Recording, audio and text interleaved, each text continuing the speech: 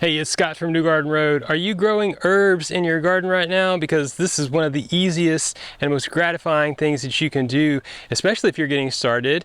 Many herbs such as rosemary, oregano, thyme, sage, and more can be perennial, and they'll live for multiple seasons once you get them established. So that really means you want to be sure of where you have them planted, because if they're going to be there for a while, that space is going to be occupied. So what I've done here in this little 2x4 raised bed that I had in this special zone in my garden, I've got some thyme, sage. This is a special variety of marjoram. It's called za'atar. Some flowers in here, Swiss chard, and there's space to do some seasonal annual plantings behind that. But one of the things that I think is often overlooked with herbs is the need for pruning. Now, this thyme has gone to flower. At this point, this is not the most fresh, juicy, choice thyme. So I need to cut it back and allow it to regenerate, because a lot of herbs need that in order to stimulate new growth.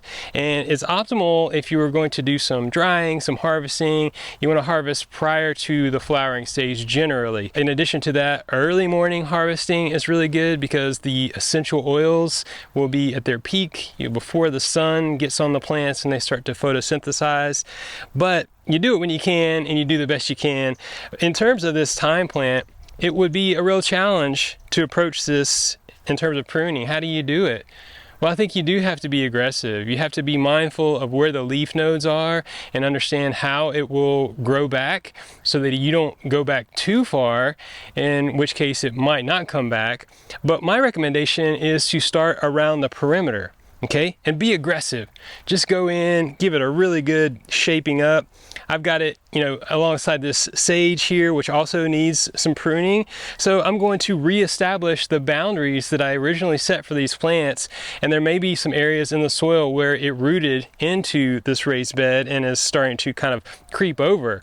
Well, I'm going to push it back and get to the center part, and then I can begin more meticulously pruning that down to roughly 9 inches. Again, I don't want to get into some of the older woody growth that might not necessarily grow back as easily, but if I do that perimeter first, that kind of limits the overall area that I need to tend to, and it gives me a good target for progressing through this process. Whether it's herbs like these, or even if you're looking at basil, which is going to be growing big time through the summer, you've got a lot of opportunities for pruning and harvesting there, stimulating new growth. So you can pinch it back. You can even go back further. See, there's a whole nother set. You'll increase branching, new growth, and you'll have a summer full of fresh herbs. Keep it organic.